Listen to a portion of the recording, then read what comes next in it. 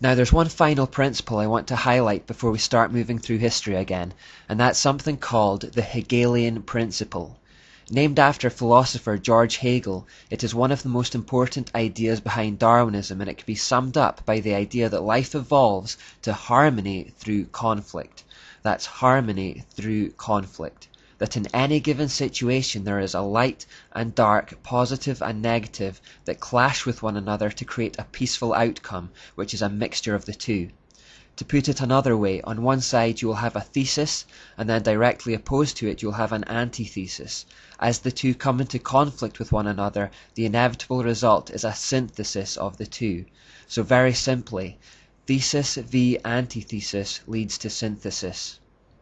Hegel was a pantheist who believed that you could see this happening in nature all the time. Freemasons and occultists everywhere believed that this basic principle could then be used to help bring about a singular one-world order.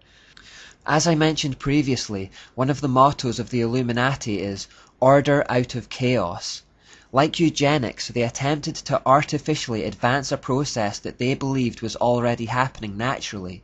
Because the goal of Satan was to reverse the scattering and fragmentation that had happened in Babylon to return the world to a singular system, the idea was to keep clashing opposing ideologies together to create conflict, which would eventually lead to peaceful solutions and unity, or synthesis in other words.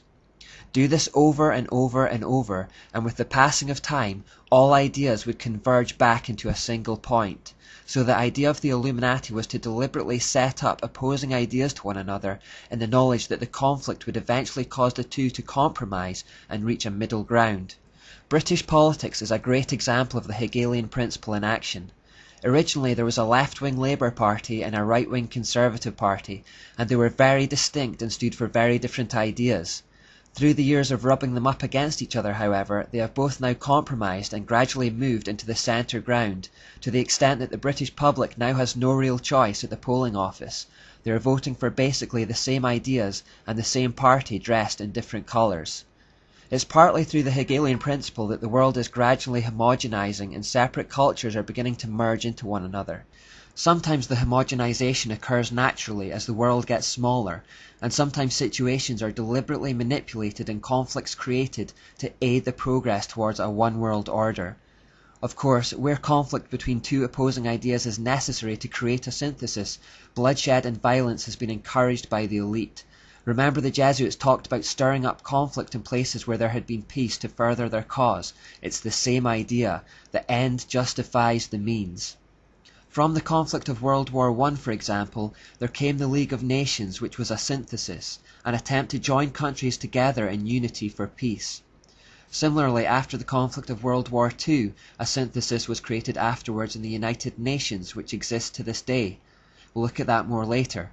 Wars are a win-win situation for the elite because they don't have to fight them personally, they help keep populations down, which is one of their main aims as we have already seen, and commercial enterprises often make a lot of money from them at the expense of taxpayers.